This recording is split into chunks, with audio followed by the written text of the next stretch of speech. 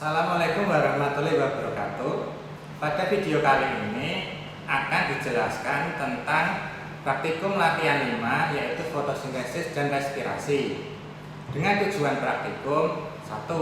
Membuktikan apakah pati merupakan hasil dari proses fotosintesis. 2. Membuktikan apakah O2 atau oksigen merupakan hasil dari proses fotosintesis. Dan yang ketiga, membuktikan apakah tumbuhan melakukan respirasi. Pada dasarnya, proses respirasi dan fotosintesis merupakan proses metabolisme pada tubuh tumbuhan. Berdasarkan metabolismenya, pada tumbuhan terbagi menjadi dua proses secara garis besar, yaitu anabolisme dan katabolisme. Anabolisme sendiri adalah proses pembentukan senyawa yang kompleks dengan memerlukan energi. Contoh kegiatan proses metabolisme tersebut adalah fotosintesis.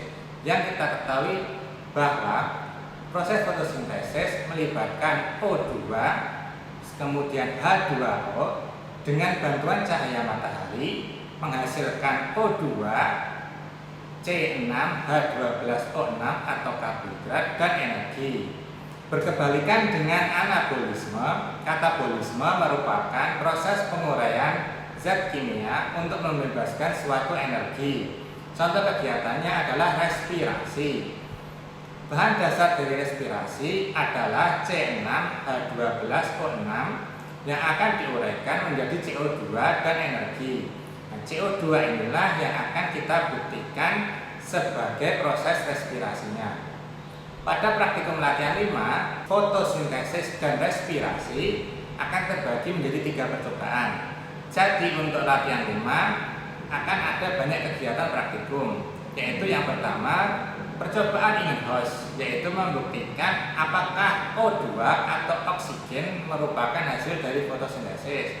Percobaan yang kedua itu SATS, yaitu membuktikan pati atau karbohidrat merupakan hasil dari proses fotosintesis. Yang ketiga adalah respirasi. Yang akan kita buktikan adalah apakah benar respirasi menghasilkan CO2. Berikutnya adalah cara kerja dan alat bahan dari percobaan in-house. Ini adalah alat dan bahan dari percobaan in-house.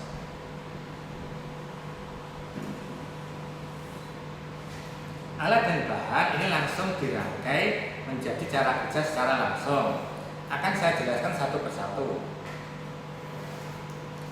Alat yang pertama adalah beker gelas. Ini beker gelas yang besar, ukurannya 800 ml.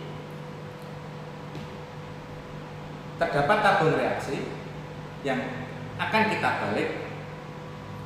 Terdapat corong kaca di bagian dalam dan terdapat 3 buah kawat sebagai penyangga dari corong kaca. Bahan utama yang kita pakai adalah tanaman hidrilla atau tanaman air yang biasa kita gunakan untuk hiasan ikan di akuarium. Kemudian ada air atau aqueous. Berikut ini adalah cara kerja dan alat bahan pada percobaan in-house yang sudah dirangkai menjadi satu. Akan saya jelaskan satu per satu. Yang pertama adalah beker gelas ukuran 800 ml. Yang kedua adalah tabung reaksi yang kita pakai secara terbalik. Yang ketiga adalah corong kaca berada di dalam rangkaian ini. Yang terakhir adalah kawat besi berjumlah 3 buah sebagai penyangga dari corong kaca. Dan selanjutnya bahan utamanya adalah tanaman air Hydrilla verticillata atau lebih kita kenal dengan tanaman hias pada akuarium dan juga air. Rangkaian in-house ini akan kita letakkan di tempat yang panas, terkena sinar matahari secara langsung. Pengamatan akan dimulai jika gelembung udara pada batang tanaman hidrilla sudah mulai muncul. Yang akan kita amati adalah dari corong kaca sampai tabung reaksi. Jadi yang kita amati adalah bagian atas ini. Nanti silahkan diamati apakah keluarnya gelembung udara atau O2 sebagai hasil bukti fotosintesis, apakah banyak, apakah sedikit, apakah gelembungnya besar ataukah gelembungnya kecil. Jika gelembung pertama sudah mulai naik, waktu akan kita hitung 15 menit. Hitung 5 menit pertama, apakah gelembungnya terus menerus ataukah berhenti.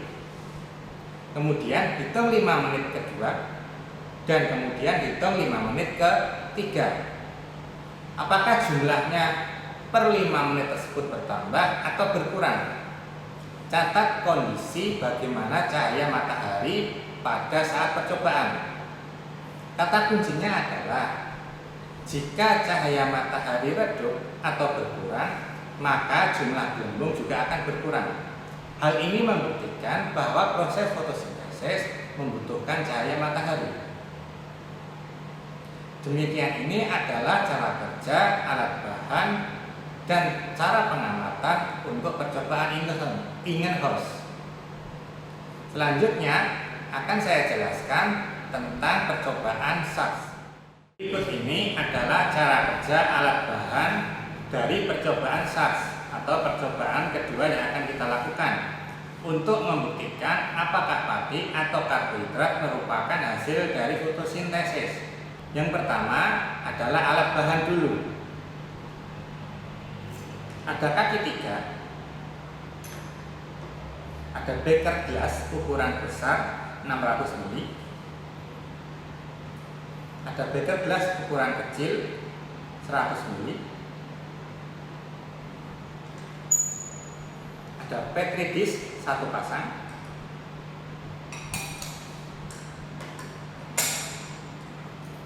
ada pipet tetes, ada pinset jepit tanpa gigi,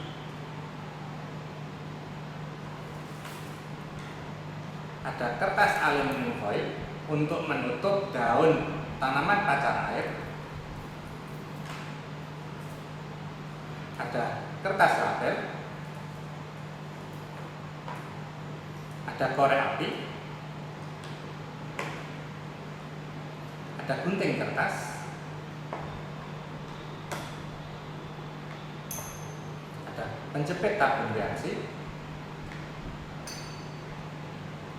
ada kasa,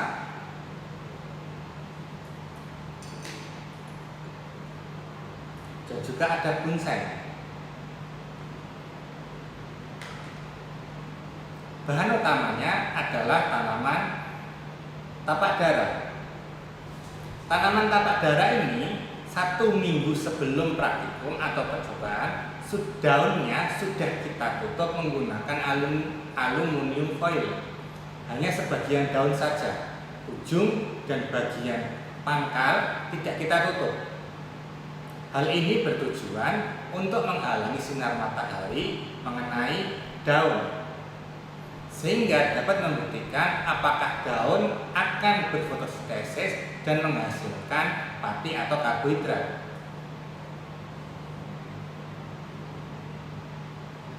Bahan kimia yang akan digunakan untuk mendeteksi atau membuktikan adanya pati atau karbohidrat yaitu lugol. Selanjutnya adalah cara kerja untuk praktikum atau percobaan SARS.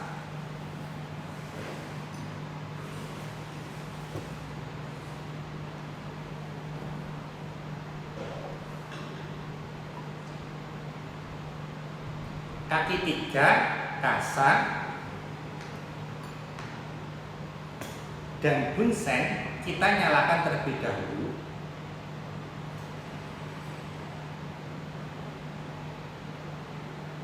Kita juga harus merebus air terlebih dahulu, yang kegunaannya nanti untuk merebus daun dari si tapak dara. Isi air sekitar 200 sampai 300 ml. Sambil menunggu air mendidih, kita akan mengambil tanaman tapak dara.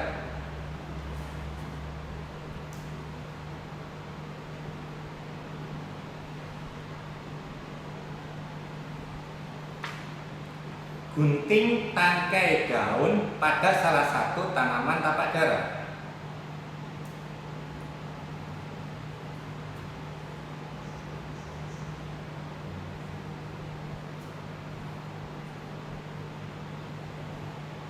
Daun yang akan kita pakai dari ujung ke bagian bawah atau basal. Jangan dibuka terlebih dahulu aluminium foilnya. Pada bagian aluminium foil ini akan menentukan atau membuktikan terkena tidaknya cahaya matahari yang akan menghasilkan pati atau tidak pada proses fotosintesis. Cara memotong daunnya dari bawah menuju ke ujung. Jadi daun nanti akan terbelah menjadi dua memanjang. Ingat ya, cara memotongnya dari bawah ke ujung. Jadi daun akan terbelah menjadi dua memanjang.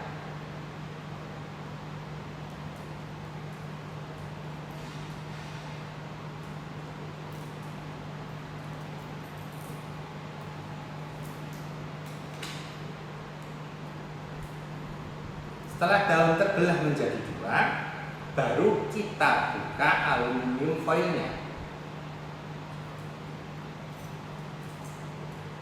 Dan kita masukkan ke air yang sudah panas atau mendidih, yang sudah kita panaskan tadi.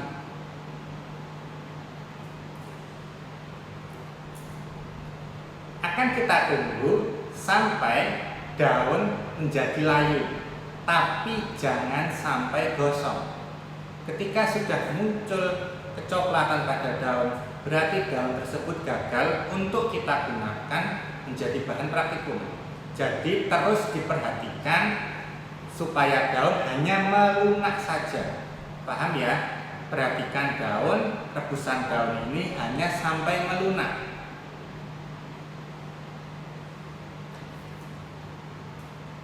Ambil pinset dan siapkan Erlenmeyer kecil yang sudah diisi dengan alkohol 70%. Kita akan menggunakan alkohol 70% sebagai alat bantu atau reagen atau bahan kimia untuk melunturkan klorofilnya. Jika zat warna hijau daun masih ada pada daun, akan kesulitan untuk mendeteksi adanya pati atau karbohidrat. Ini tadi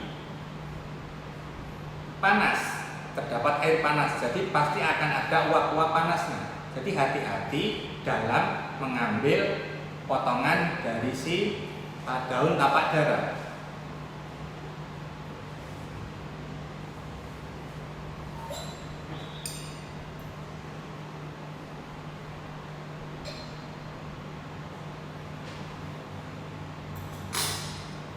Air yang mendidih ini tidak perlu kita buang karena akan kita gunakan lagi.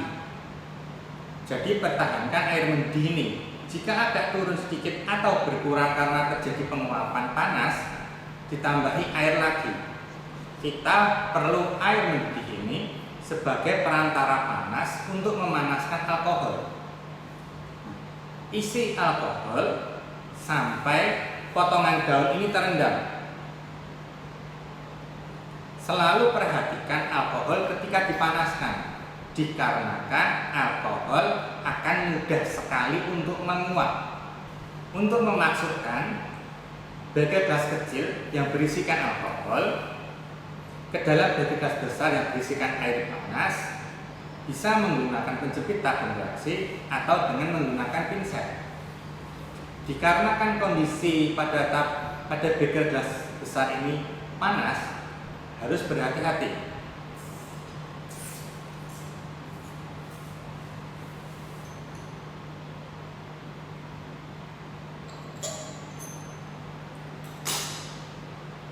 Sekarang adalah tahap untuk melunturkan klorofil. Di sini ini kondisinya panas. proses pemanasan, alkoholnya akan menjadi hijau dan mudah sekali berkurang. Proses pemanasan ini harus kita perhatikan dengan hati-hati. Alkoholnya akan mudah sekali turun atau berkurang karena cepat menguap. Nah, begitu warna daunnya sudah transparan, bening atau putih, segera angkat.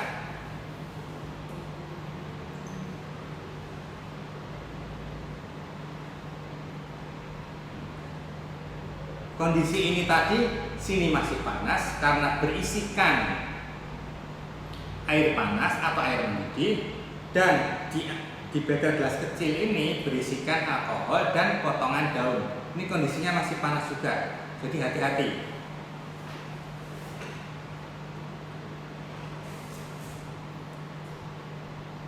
Kita matikan dulu untuk air panasnya.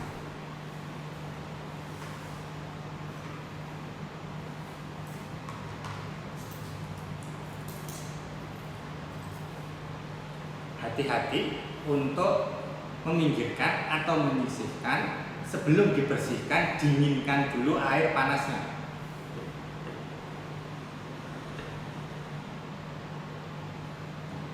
Sekarang kita konsentrasinya beralih ke potongan daun.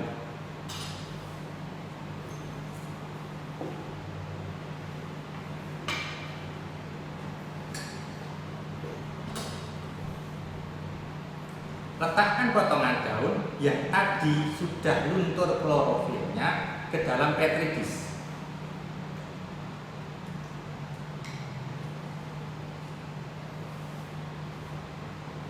Isi dari beker gelas kecil ini tadi adalah apel 70% yang sudah berwarna hijau, yang artinya klorofil sudah luntur. Dinginkan terlebih dahulu, lalu kemudian cuci.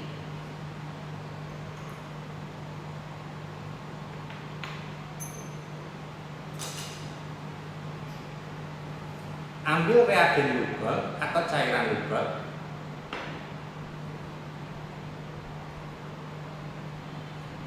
ambil menggunakan pipet untuk cairan Lugolnya, kemudian teteskan secara merata. Teteskan secara merata pada potongan daun tapak darat yang berwarna bening atau transparan karena klorofilnya sudah luntur. Perhatikan perubahan warna ketika ditetesi Lugol. Ingat, Lugol adalah indikator untuk mendeteksi pati atau karbohidrat.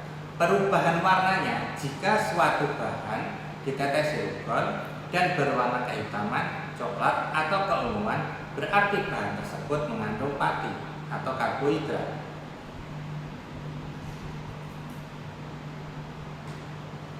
Setelah Anda amati, apakah ujung daun dan bagian bawah daun dan bagian tengah daun yang tadi kita tutup dengan menggunakan aluminium foil, apakah akan berwarna sama? Silahkan catat pada tabel pengamatan. Demikian untuk cara kerja dari percobaan SARS. Silahkan mencoba untuk praktikum.